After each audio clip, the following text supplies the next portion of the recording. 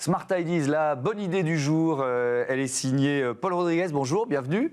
Bonjour Thomas, merci beaucoup de me recevoir aujourd'hui. Vous êtes le cofondateur, le président d'Hectaria. Vous l'avez créé avec Adi Mamoukou l'an dernier. C'est quoi Hectaria? Racontez-moi. Exactement, donc on a voulu lancer Hectaria tous les deux parce qu'on constate que le système alimentaire est déréglé sur la partie agricole, sur la partie agroalimentaire.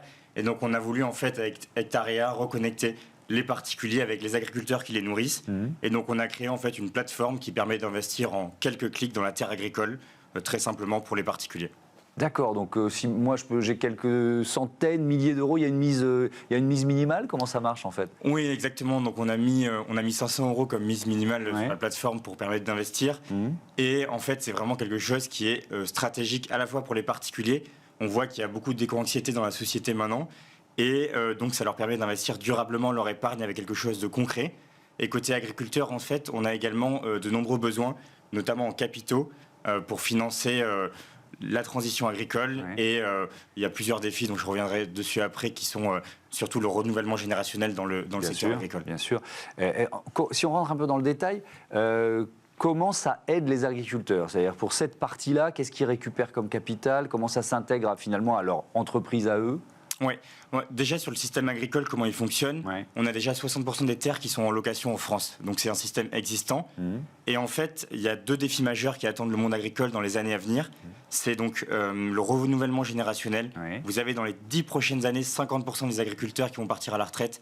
Et donc sur ça, en fait, les repreneurs, il va falloir les aider à s'installer et donc leur apporter les capitaux. D'accord, ils n'ont pas forcément les moyens de racheter une terre et donc votre système va leur permettre d'avoir une mise de base, une mise de départ plus importante. Ok, c'est le premier élément. Exactement, c'est le premier élément. Et il faut savoir que sur 60% des repreneurs, en fait, ils ne sont pas issus du milieu agricole. Et donc, ils vont avoir besoin de capitaux et de compétences et nous, on vient sur le volet du capital. Et le deuxième défi, c'est la transition agricole. En fait, un agriculteur qui part à la retraite n'a pas forcément mis en place les nouvelles pratiques. Parce que quand vous mettez des nouvelles pratiques agricoles, vous perdez vos rendements. Et donc, quand vous vendez une exploitation, vous voulez qu'elle soit au meilleur de sa forme.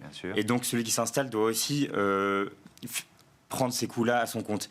Et donc, nous, en fait, on l'aide sur ces deux volets en lui finançant la terre. Je reviens à la genèse, c'est une histoire, un projet qui est né aussi de votre histoire familiale à tous les deux, c'est ça? Oui, exactement. Donc, pour ma part, j'ai grandi dans le milieu agricole, dans le Bordelais, père entrepreneur, agriculteur et viticulteur.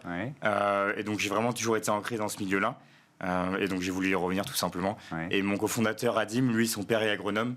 Et donc, il a voulu aussi revenir au milieu agricole après des parcours en finance et en tech pour les deux fondateurs. Là, je reviens côté client. Est-ce que ça répond à une forme de ce sentiment d'éco-anxiété dont on parle souvent?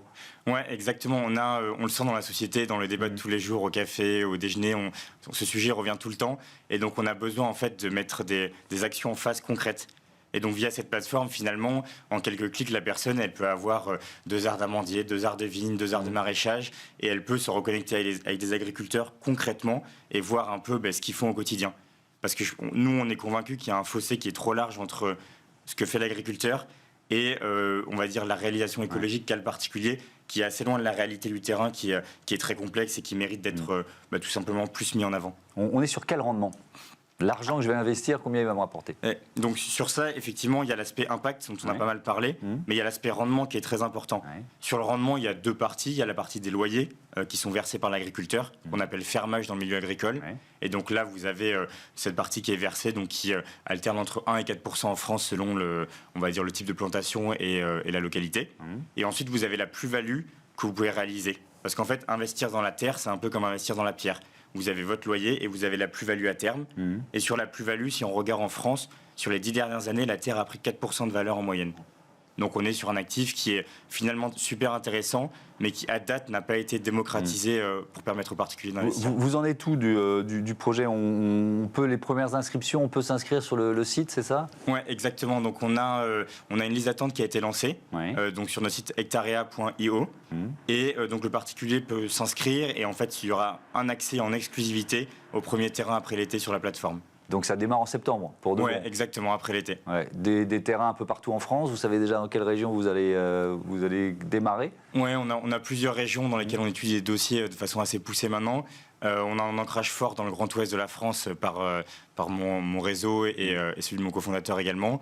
Et donc, on va voir un petit peu sur les premiers terrains qui arrivent et qui sont prêts. Merci beaucoup, Paul Rodriguez, et bon vent à Hectarea. Voilà, c'est la fin de ce numéro de Smart Impact. Merci à toutes et à tous de votre fidélité à Bismart, la chaîne des audacieuses et des audacieux. Salut!